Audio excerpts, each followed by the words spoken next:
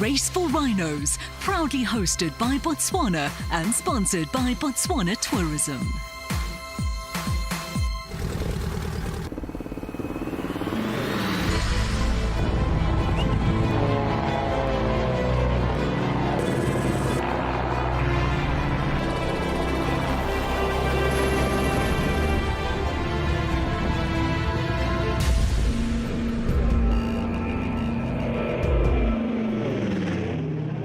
The inaugural air race for rhinos in Botswana was a pioneering feat of epic proportions to raise awareness in what can only be described as a country of epic proportions. Any event like this requires a huge amount of manpower and logistics. And normally we would have an event like this at a town where there's a flying club and a whole support structure. Here in Botswana, the Matsieng Flying Club, specifically guys like Gilliam Knipe and Gerard Barnard, and of course the Bed brothers from the Vet Drilling has been unbelievable. I mean, Henty and Rudy and Jan has pulled all the stops. Awesome how everybody is pitching in and helping out to make this work. And then of course the Botswana government is also amazing. We trying to make a dream from Chris, Gilliam and Gerard come true. We've got to put up 320 tents. Botswana Tourism and their team has done wonders. They've put up the camp military style to look, everything needs to look neat. We need to protect the area. And we've got to do all this in 30-knot winds.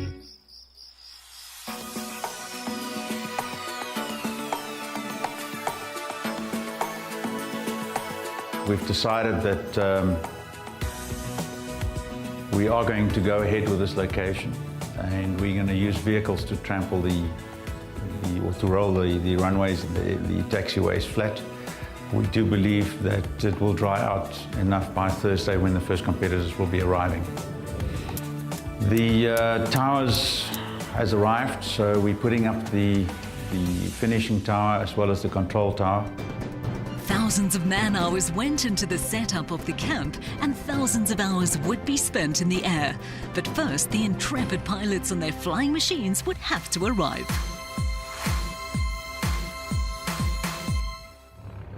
Arrival day, 65 aircraft, 130 pilots and navigators arrived with an astounding array of aircraft in one of the most awe-inspiring parts of the globe. The pilots could not wait to take off. This one is obviously very unique because it's here in this very interesting part of the world with baobabs on the edge of the Makati Pan. It's really special, and it answers to the original question, are we looking forward to it? It's an unequivocal yes. The latest GoPro cameras were going to fly along, 30 of them in all, to capture every aerial maneuver, turn and landing. The locals' buy-in, though, was vital to the success of the Race for Rhinos. And what we did was we negotiated with the community in order to allow for us to use this site that is a National Heritage Site. It's a site which is used for initiations and various types of heritage. It's also got some very old walls which are similar to the ruins of Great Zimbabwe. I think a lot of pilots have gone and done guided tours, and it's something we couldn't have Race for Rhinos without LeKhubu and these beautiful baobabs and these beautiful rocks. Botswana features grasslands and savannas where elephants and antelope roam. Northern Botswana's delta, however, is the most popular tourist destination in the country. As the sun rose over the Makati Pans, the pilots and navigators were preparing for the 2015 Botswana Race for Rhinos. I think finding the turn points might be a bit tricky, especially a couple on the later part of the circuit. And the old man's the navigator, so I'll get all the blame. Exactly. And we think if we see a large body of water, we know we've gone too far north, and we'll turn around. Because that was like the border, I think. Yeah, then we'll go home. Then we go home. Yeah. We're just here to get some experience and see how it is to be part of them. We're going to have fun for sure, and a lot of aircrafts. We're going to get to see a lot of aircrafts and amazing pilots. The start of day one at LeKhubu Island. Today, the fastest aircraft start first and the slowest line up last, a truly unique air race. Each of the planes were thoroughly prepared by the respective teams and were ready to do battle. Okay, runway 11, ons is op 11, left hand turn out. Ons moet vlieg tot op die einde van die runway voor ons turn. Okay. So die ene runway clear. Okay, dis arrival and landing, ons sal dit nou check. Botswana's president Ian Khama dropped the flag for race number 1. Eddie Foster and Henry Coetzee on their way, followed in quick succession by all the faster entrants in the field.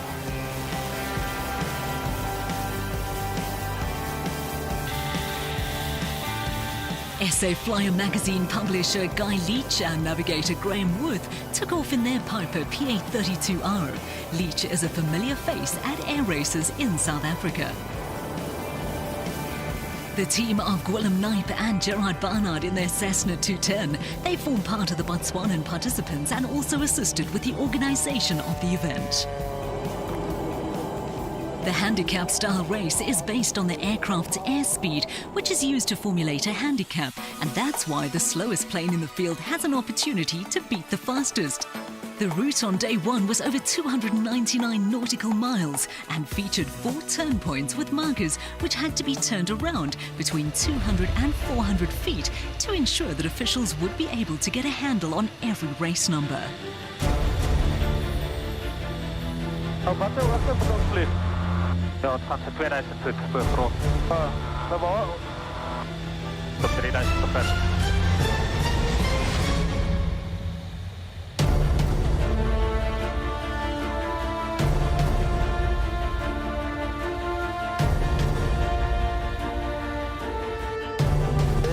There's the runway. Transmit the runway there.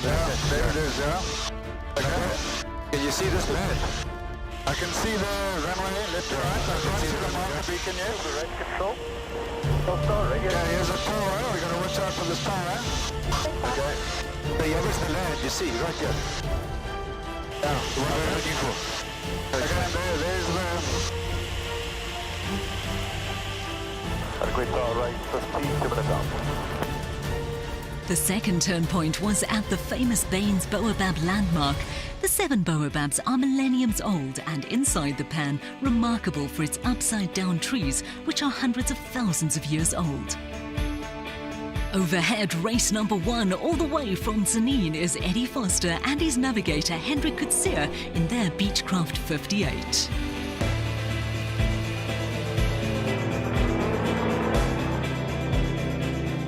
On the way to Baines Baobab, Knipe and Barnard. Pannetjie, ons is net links van ons. So jy kan so 10 links weer gaan vir my galie. Ons. En daar. At Matopi, the race was starting to take shape, and from here the teams headed south to Tama, turn point 4 on the eastern side of the cut line. Daai, reg, net reg. Kyk, ons is nou daar. Ons gaan nou daai, hier waar pannetjie daai baai. Ja, dan gaan ons vir daai punt draak kry. Nee, daar. Ek moet 'n bietjie lips kom. Nee, nee, hier is daai punt, dis reg. Ja.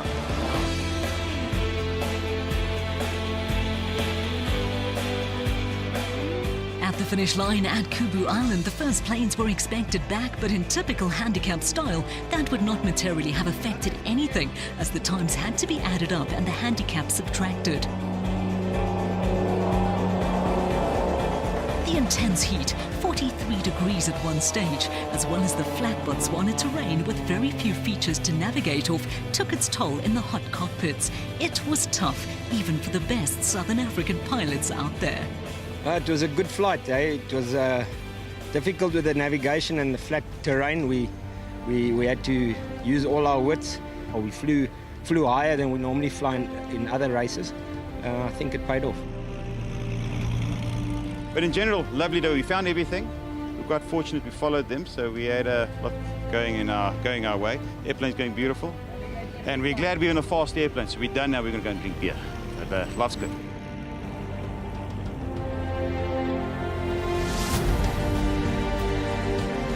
And it proved to be a triumphant day for the father and son combination of Bischoff and Bischoff, with second place going the way of Beaton and Daly.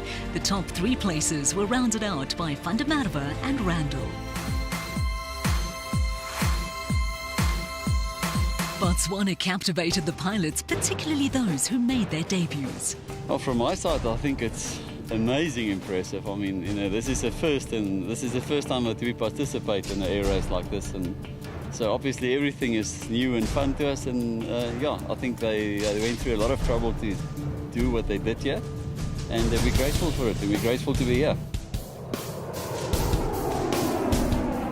In aviation sport, safety is paramount, and a helicopter was on standby 24/7. A Piper PA-28 got into engine trouble and radioed in after an emergency landing. The safety crew were dispatched and the aircraft was located. After the second turn point, we've got a rough engine and we were turning back.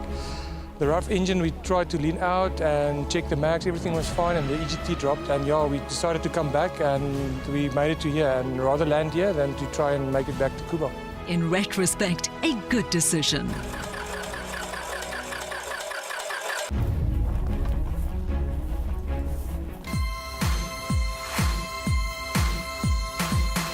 An added attraction at the race for Rhinos was skydiving for participants and officials.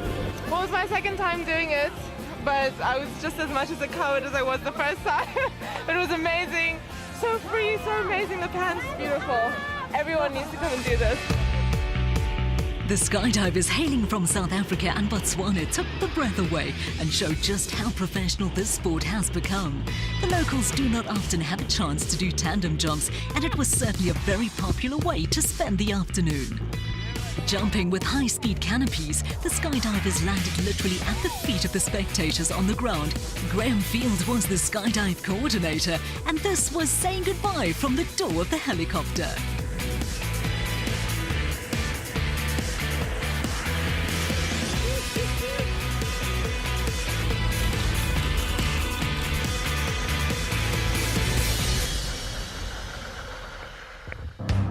South African airshow pilot Menno Parsons, as always, impressed with his skill and dedication. Not only was Menno a sponsor, but he also brought along his Mustang P51D, in which he flew several breathtaking displays. And he personally took a group of underprivileged children for a flip in his immaculate Dakota DC-3. Well done, Menno, and thank you. As the sun started drawing water, war stories were retold and relived. The Mahari Pans is a special place to see the end of a day, and that meant that day 2 was nearer as well.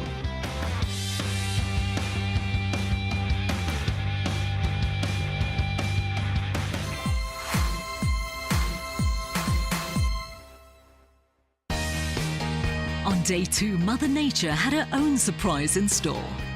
The wind today is going to make it really interesting. The wind is about 15 to 20 knots. And especially on the crosswind legs, the guys are going to have to compensate for that. And I think we're going to see some interesting results tonight. With the game plan changing to suit the conditions, the planes lined up for a much tougher second day. President Khama had a word or two before it was time to see the first planes depart.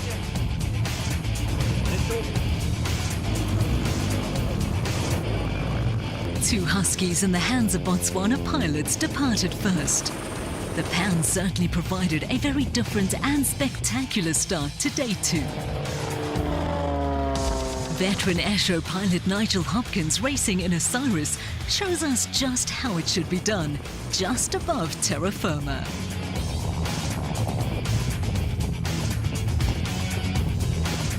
The pressure would be on for leaders Henny and Dandre Bischoff. Okay, en tyd. Agrat ons.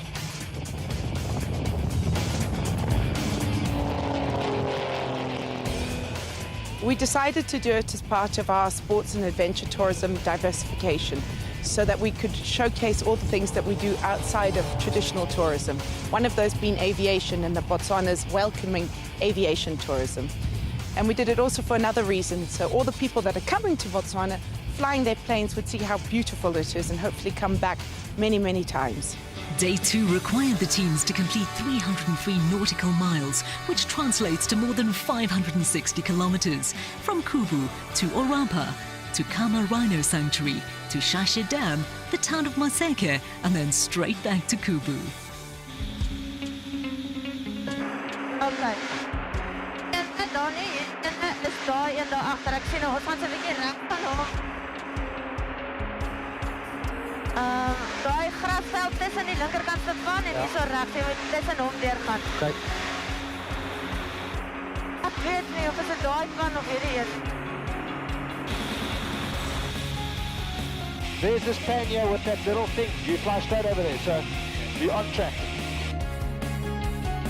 It's blowing us strong, eh? Keep going left. Keep going left, okay. Yeah, fly over that pan. Over it. There, look there. Over it. Okay. Get left of it. Okay, well, just ease it over. Yeah. We should be there at 6 minutes. See the cone? End of the runway. End of the runway. I see an aeroplane here. What about the aeroplane?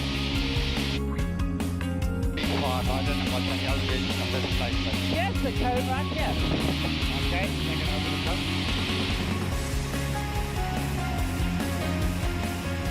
Going to be bumpy over the mine, and so maybe one can climb a little bit on the other side of the mine and start descending again, I guess. Paddy, you got to concentrate. But just put a thing there. don't worry, you got to fly that. Okay, I'll just fly that. Okay. Okay. Okay, ons net die spoed 'n bietjie afvloei, anders dan is die draai baie ros skerp. Okay. Maar ons nou net die merkers Ja, hier is die punt van die okay, ons is sharp. Daar was die merker. Ek sien nie die merker nie. Is dit hulle nou? Het hulle geskuif dink jy? Ek weet nie, maar ons roep in, nee. Dit is hulle nie. Ja, daar's die banner. Race 23, Rapa. 64, radio 16. Time. Time. Akapai. Okay. Reg deur die myn, nee, reg deur die myn. Ja, as in die wind in nou hierdie so. So into the teeth of the wind and right over Orapa mine, which produces 11 million carats a year. You hold the map, I've got it, because you're going to come into my side. Okay. That's all yours. Where's the beacon? There it is, there in front of the...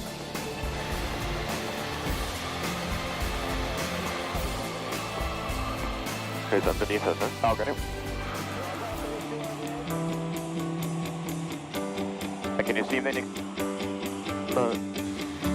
No, I don't see him.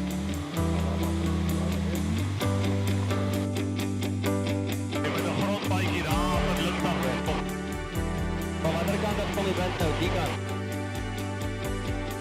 Zo ten op. Ja. We gaan nou bij dam terug.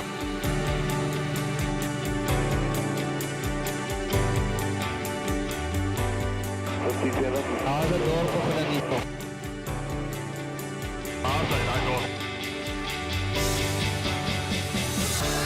Can't tell you, can't give you a fix.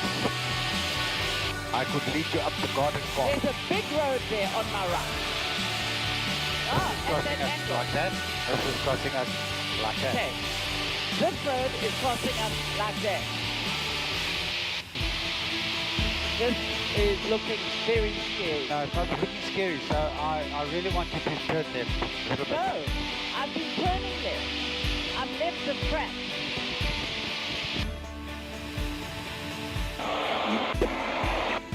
So tussen hierdie blinkdakke, dis ons rigting. Hierdie blinkdak en daai en ek sê sy effens se terug van links af. Okay, so tussen die twee blinkbakke deur. Okay, 'n bietjie links deur. Hou net so, ek wil net kyk waar ons moet terug. Op daai teerpaai, grondpaadjie daar voor ons. What's our heading? 049. What's the altitude here? Yeah. 43, let's get down. That's right. Okay, boats, call Rhino.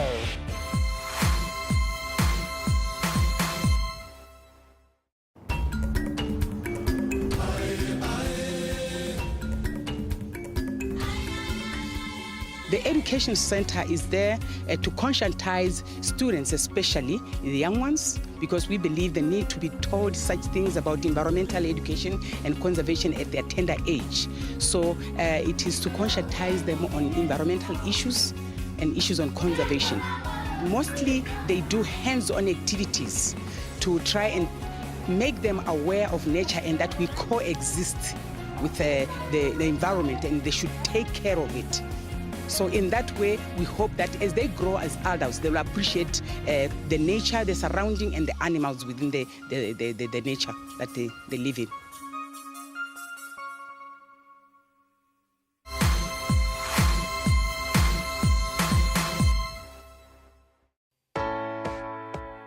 Ja, hier kom die ander vier in.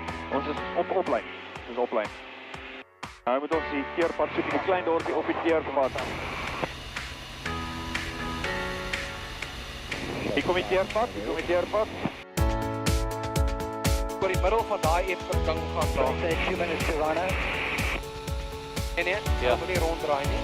Nou moet ons daai pad volg. Jy moet my asseblief die pad volg met jou vinger. Ek het hom, maar Simpo, daar's 'n deel regs van hierdie stukkie en 'n deel links. Ons moet tussen daai twee gaan. Is jy seker? Yes. Ou pos en 'n Simpo waar daai grasie uitkom. Dis hulle. 37. Bye. Is dit hulle daai? Yes, ek sien die vlag. Maar daar's 'n chopper. Dis 'n chopper. Ons sal draai heading. Ja. Heading 55. En wag. Roep net in. 23, Rhino. En tyd. Time en dan draai ons. Heading 55. From the Rhino Park, the Shashe Dam was the next turn point. From there it would be on to the town of Moseke with the end in sight.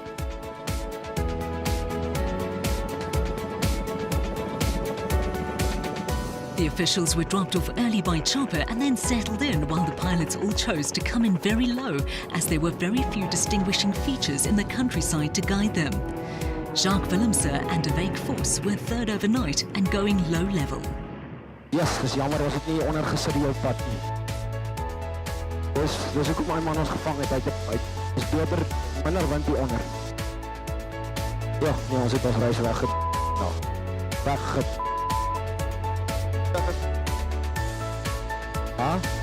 Mag nie vir jou sê wat jy gisterand gemaak het, hoe kom my loop tot tyd na?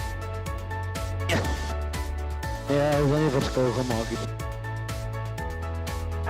Rhino Red 39 is 2 minutes out.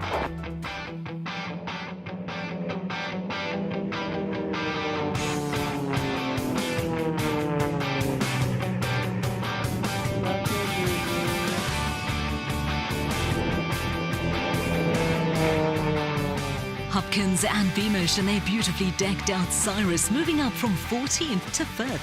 At LeKhubu, the first plane home would be the overall winner, and there was an expectant air at the line. Spotted first, it was the Bishops in their Beechcraft F-33. Second plane home was the RV-7 of Ryan Beaton and Patrick Daly. Third and fourth was a triumph for the Beechcraft 58s of Willemse and Force and Myburg and Barry respectively. The Bishops showed off great navigation and management of their aircraft throughout the race. Just want to say I'm glad we're here. A bit hazy today, but organisation very well done to everybody involved, and yeah, very enjoyable. Yesterday was a bit better. I thought it was better navigating on the pans. Today there was long stretches of nothing, and the winds were up to about 20 knots on some stretches, so it was a bit difficult to get the right settings, but it was great fun. We didn't have the best. I think we could have won it. We flew well. We flew really well. And it's what a special place to fly, LeKhubu Island, World Heritage Site, and great to have the President of the country here with us. I mean, awesome. Great organisation, guys, really great. I really appreciate that. I think we did well. We had some good tactics today as well, and we used the winds well, and that helped us made up a lot of time and a lot of places. No, don't say we get lost. We went a little bit off track, but it was tough. It was really, really tough with the wind, you know, and there's nothing really to navigate from. It was good fun. Overall, it was really good. Selection was extremely difficult, you know, even after I've lost one of my maps. So one leg without a map, and she was really cross with me. Some awesome weekend. We had a great time. I think everybody had a great time. Good race. Luckily, everybody's safe. That's the main thing. The inaugural Botswana Race for Rhinos was a superbly organised event, and more so for the tight competition and good spirit that the competition produced and maintained. Race director Chris Breers was an exhausted but happy man. I have had no negative comments at all. I think everybody is loving it. I think they all understand where we are and what logistics it took to put this together. I think it's also brilliant, the spirit that with what they accept, the odd cold shower and the bit of wind. But yeah, look where we are. It's brilliant. Brilliant indeed, and that was the overriding sentiment from the teams and the officials who made it all happen. Botswana Tourism and the Botswana government take a bow. The support was outstanding and well noted. The trophies would take pride of place, but there was more pride in the fact that the Flyers were making a stand for an endangered species in Africa in the race for rhinos. Third place for Limsa and Force. Second went to Beaton and Daly. And the wine spoils went to father and son, Henny and Dandre Bischoff.